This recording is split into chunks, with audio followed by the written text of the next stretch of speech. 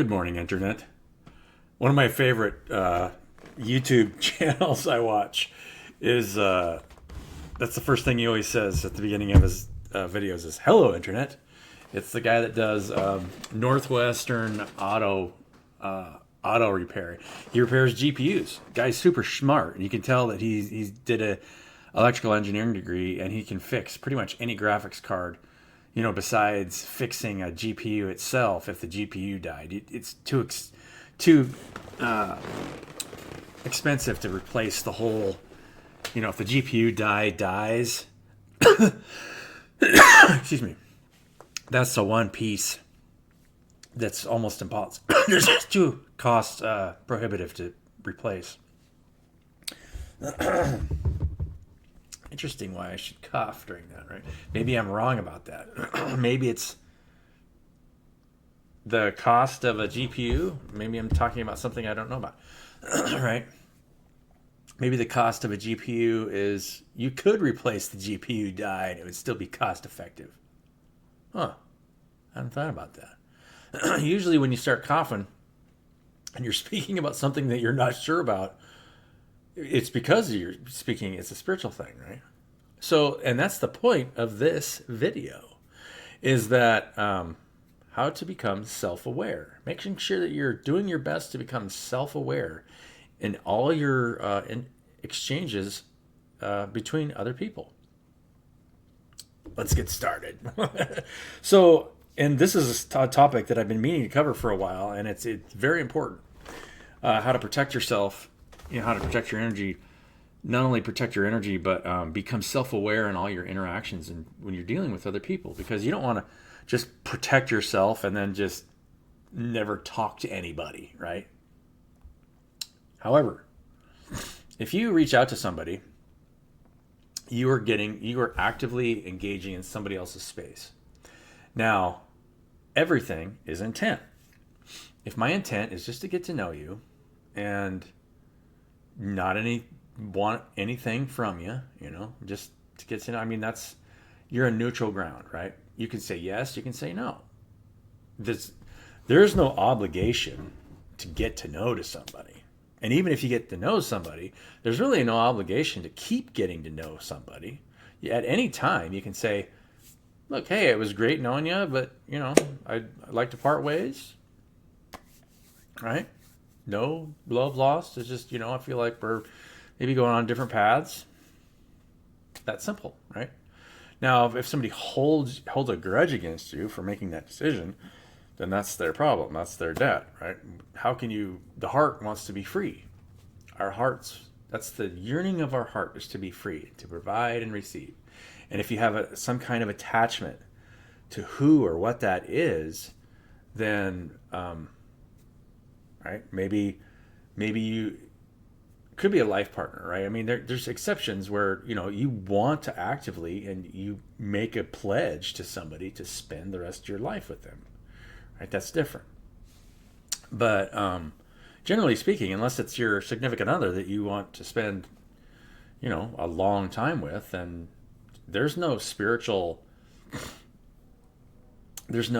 requirement that you should engage with anybody, period. So, I run a YouTube channel. So I post stuff on Facebook, I post stuff on LinkedIn, I post stuff on Instagram. So you get a lot of anonymous people that reach out to you all the time. And if the public has access to your phone number, any of you who watch this channel are probably prone to getting random people that reach out all the time. And I talked about, there's actually quite a few people from China, Chinese women who are looking for, male CEOs to help take care of them, right? It's the culture in that, this isn't a prejudice thing. It's just we deal with a lot of different cultures in society, and China is one of those where, it's a male-dominated culture where the women are taken care of, and so naturally seeking a man in the United States to take care of him. And most of these are that. So I'm going to read something. Most of the time over the last, I'd say, over the last 3 years, I've gotten in the habit of just ignoring them, right? I mean, you don't have to respond if somebody reaches out to you, right? You don't. If somebody reaches out to you via Facebook or whatever, you don't have to respond. They're trying to get in your space, take your time. And if you try to give time to everybody that reached out to you, you drive yourself crazy, right? Especially, if you're a content provider. Let's say, if I run a YouTube channel where I've got 10,000 subscribers, there is no way I could answer all the comments for each video. I would be spending all my time just doing that. And the purpose of me running a channel is to educate the public. I don't need to talk to every individual person, right? If you want my time, you're probably going to have to, give me some kind of exchange for my time. Otherwise, the process of self-awareness is a personal journey. None of us are independently responsible for anybody else's spiritual journey. It is a personal, individual journey. Now, I can offer you and say, look, if you ask for help, then you will be provided for. If there's something that you need, ask and you shall receive. And what I'm about ready to teach is based on that principle to make sure that every time you ask, you will receive. But you have to have respect for yourself. You need to have respect for the people around you, because you'll fall into spiritual deficiency if you don't understand these basic principles in order to ask and receive. So, let's start. So I just got a random reach out, and then somebody reached out to me, and I just decided, okay, we're going to play a game, right? Because you got into my space. That means you want my time. I'll give you my time on my terms, right? Because you're the one asking for my time. And if you're not specific about what you want, then I have every right to ask questions that I want answers to, right? So let's start.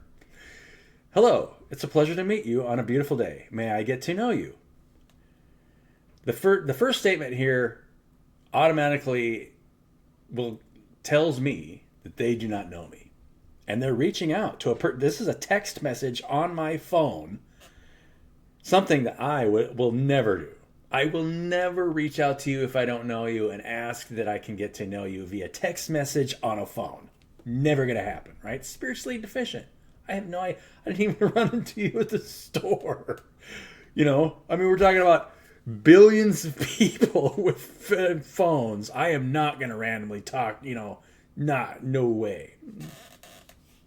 So this is how I answer. I said, hamburgers and pizza. And then they say, well, that's one way to start a conversation. Now I'm curious, burger first or pizza first? Huh. So, I don't know who it is. I still have no idea. I'm sure if I were to guess, I would say it's probably a Chinese woman. I said, I'll follow it up with a question.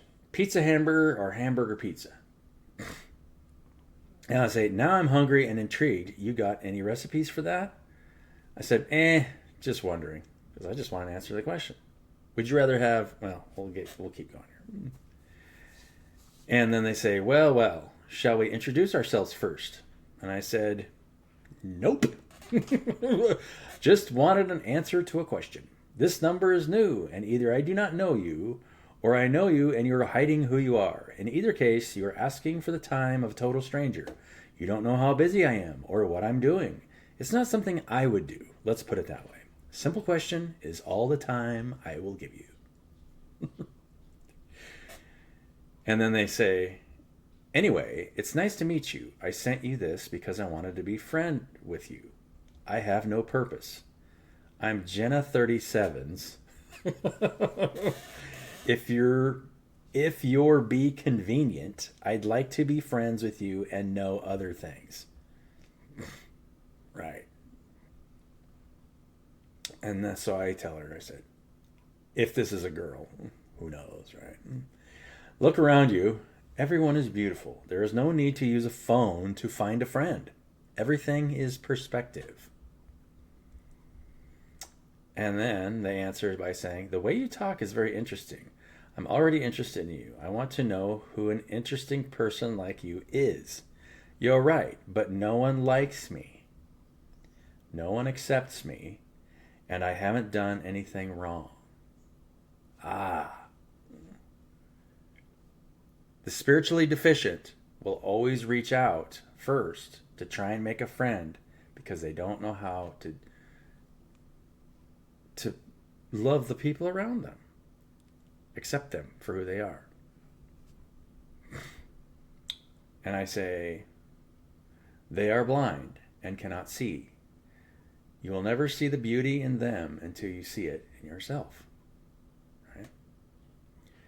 Because if you're looking at somebody else and you don't know how to love them regardless of their own blindness to the fact that maybe they don't take care of themselves and they are maybe projecting, negative images. So spiritually deficient people will constantly reach out to their environment to try and pull from it energetically, to try and find love. You have to find love within before you'll ever get love on the outside.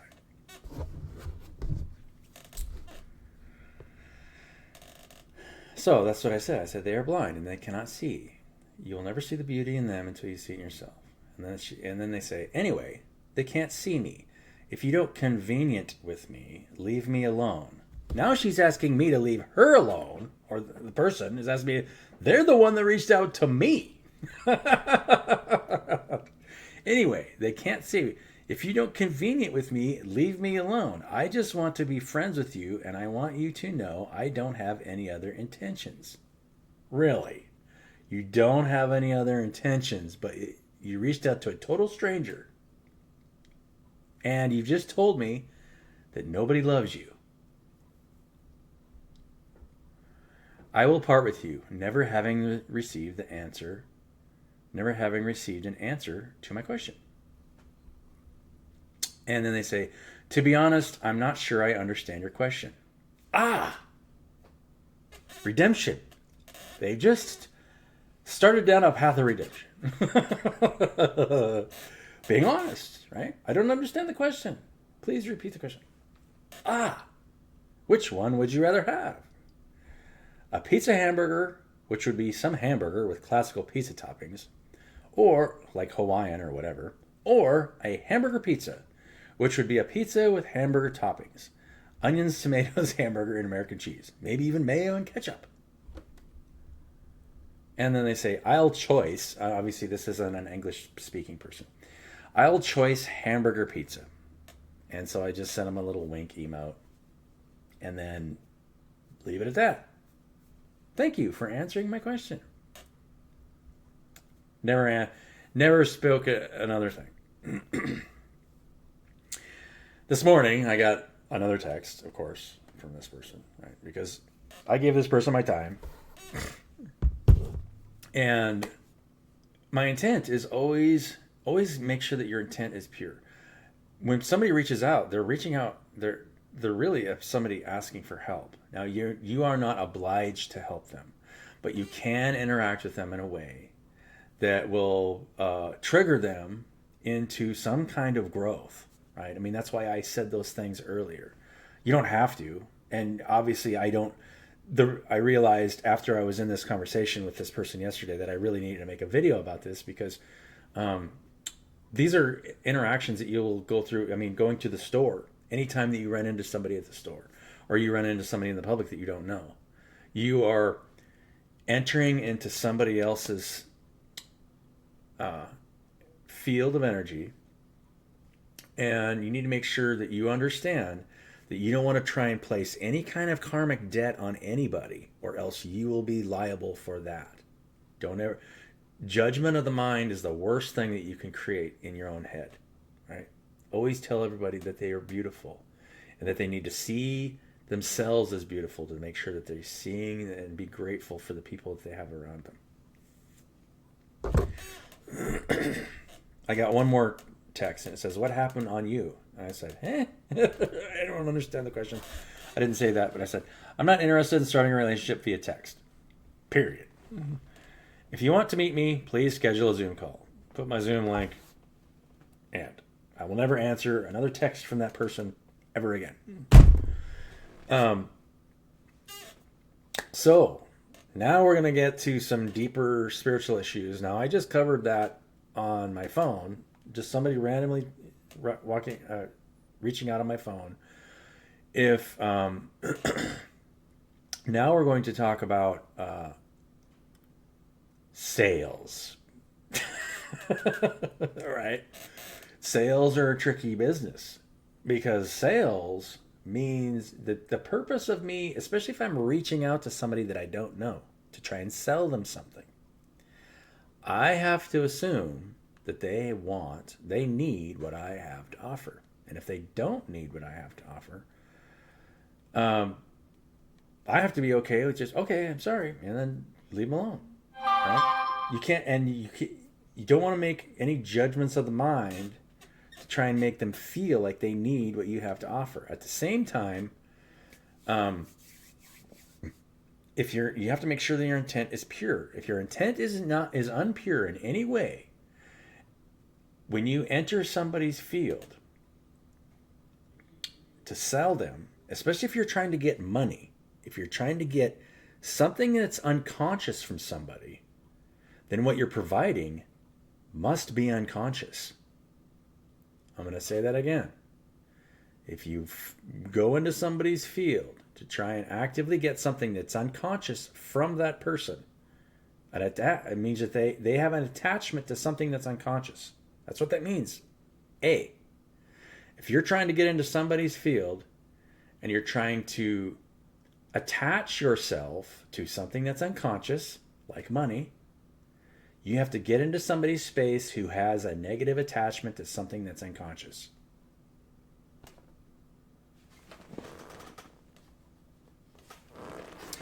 Why do you think the Ascended Masters said why do you think Jesus taught to let go of your riches and follow me? Why do you think he said that? Because you'll never become self-aware if all you're doing is pouring your time and energy into unconsciousness. It's out of fear, right? You have an attachment to something that's unconscious to think that it's going to keep you alive. It's like, it's dead. Why are you spending your time on something that's dead?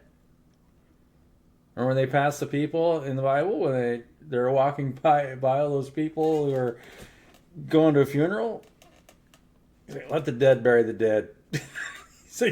They're dead. They have no idea, right? Because the people that they think they're burying are not dead. There's nothing that's dead. It's just an image of somebody, a temporary state of the organism that they're living in. That this immortal thing. There's nothing that can die. It's just is not self-aware enough to keep from killing itself. Because pouring all of its energy into unconscious thing. Fear, right? Ideas of inequality, whatever, because like I said before, all of us are just a beating heart. That's what we are, is a heart. And the only thing that heart wants is to provide and receive. That's it. That's all. It's never...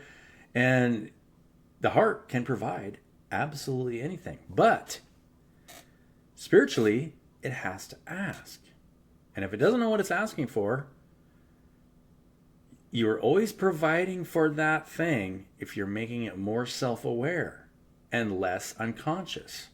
That's the purpose of this whole journey, is to become less unconscious. That's why as soon as you became separate from whole, you had to have a devil, because the devil has to flush out unconsciousness. If you were speaking to somebody who is in an enlightened position, then if you are in a less enlightened position, you are looking at the devil. Do you understand? I'm serious. You're looking at the devil. Because that person will end up triggering you into a place where you're becoming more enlightened. The only way to create a healthy relationship of non-attachment and unconditional love and providing and receiving is to create together, to surrender to one another, to the needs of one another, and never place debt or judgment of what those needs are. We don't know what our needs are. Sometimes we are unconscious of our needs. We live in darkness. And to share in what you create together. That's why boundaries in this world are so important. And the more you understand about what this place is and what all of it is, it doesn't matter how high a dimension you go, right? It's all the same because it's all you.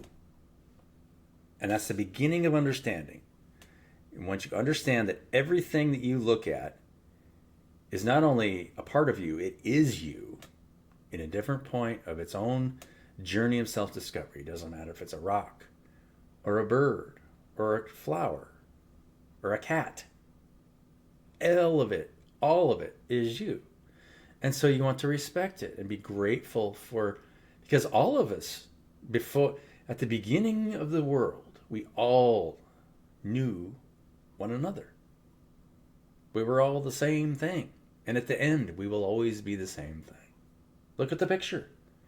Everything comes from and goes back to the heart. There is only one heart. I wrote a book about it. So, in all of your interactions, I encourage you to love one another, regardless of who it is that's reaching out to you. And I did my best to love this person. Told him, I said, look, you will never see the beauty in those people because somebody might be attacking you, but unconsciously you don't realize it. Those people are looking at you in a negative light because they don't see themselves in a positive light. And the only reason that they don't see you in a positive light is because it's something that they're going through. You will never be able to see the beauty in someone else until you see it in yourself. And all of you are beautiful, right? It's okay to be blind. Just don't hold people in debt for being blind. We will always be blind because we are always growing back into wholeness.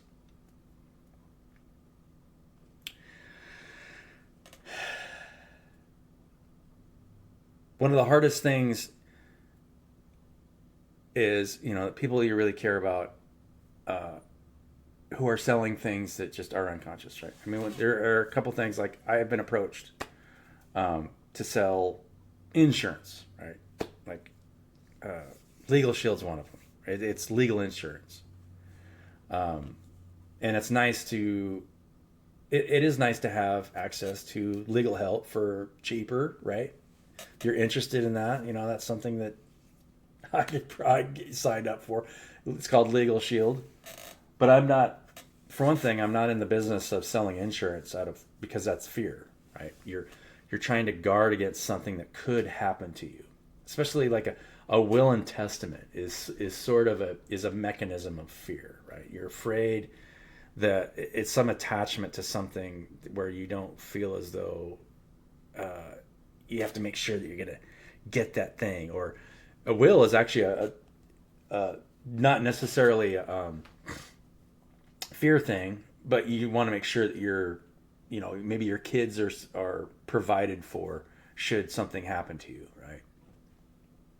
But in the spiritual side, you want your children to learn how to breathe with their environment. And anything that you give them monetarily or physically is not going to help them do that.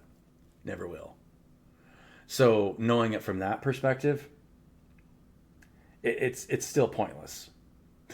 It really is, right? Most of any kind of mechanism of attachment comes from a place of fear, right? Because you're afraid that if you don't get that thing, that you'll die. And ultimately, everything comes down to the fear of death. Bottom line, every fear that you encounter, that's the that's the base of what that fear comes from, is fear of death, right? If if I have an interaction, if I'm afraid of going to the store because there's been, a couple of armed robberies at a Walmart close by, and I'm afraid of going there. The reason is fear of death, right? Maybe people got shot and killed. But if I'm not afraid of dying, why would I be afraid of going to the store? Your fears will manifest in this reality if you create fears. I'm going to do this plug, and I need to get off of here because I actually have an appointment here in a little bit. But if there's a orphanage that I help support, and I talked about it in this last thing, and it's very difficult if you grew up in a world that was. Can you imagine what it would be like being a child that you don't remember who your parents were? Your earliest memories of you is on the street because somebody found you on the street, because your parents abandoned you because they live in such a poor country that the only thing that they have is sex, and then there's a lot of children born in that kind of environment that don't have a support structure. And so a local person picks you up and takes you to an orphanage where there's other kids just like you, and there's nobody that donates their time, nobody else that donates their land, or that you don't have a community structure to help take care of kids that are abandoned, and they don't have food, and they don't have clothes. These are some of the most beautiful children in the world because they've never had anything, and they are so happy just to have a meal.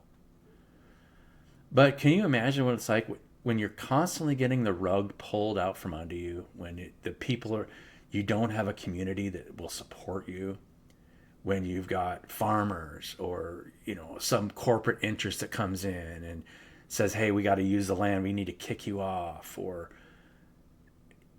over and over and over, then in your mind you start to create that scenario over and over, being homeless and hungry over and over and over again. It's a very hard thing I cannot imagine, right? I wasn't born into that, but I understand why that would happen. We are unconsciously creating this reality, whether we like it or not. And these people that I deal with, I constantly try to, you want to heal the mind first, right? And tell them everything's going to be okay. You will be provided for. All you have to do is ask. If you create a scenario in your mind and you can't ask and say, hey, look, I just need help. Help will always come. But you have to be in a place where you're not spiritually deficient. If you're spiritually deficient, you're carrying a debt. Always be in a place where you can provide. Say, look, whatever you ask for will be provided for.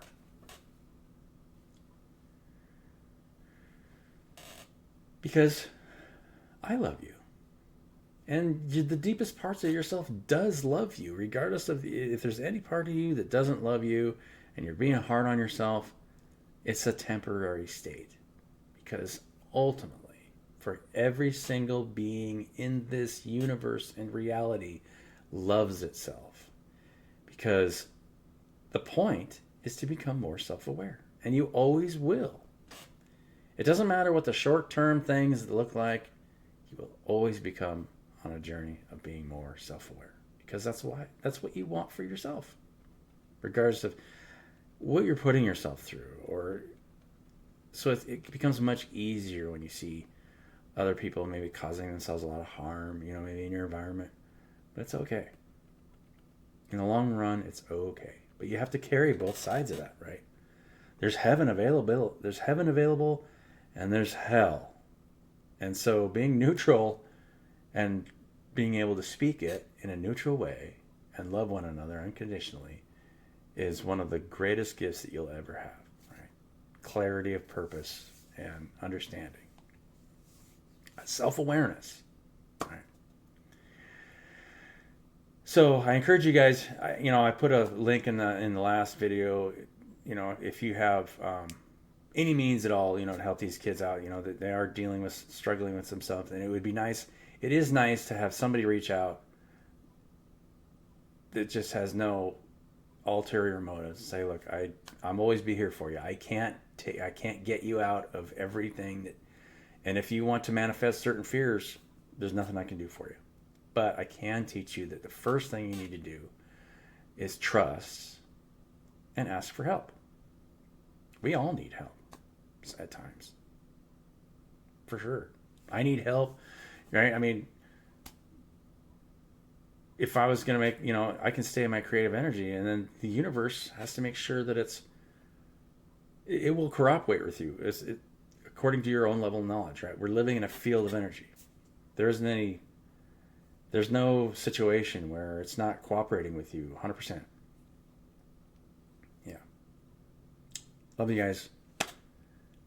Have a beautiful day, and we'll catch you on the next time. I'm not going to draw an oracle card or do cards today. It's just something that happened to me yesterday. I want to make sure that I cover today, and before I go to this meeting this morning. So we'll catch you on the next time.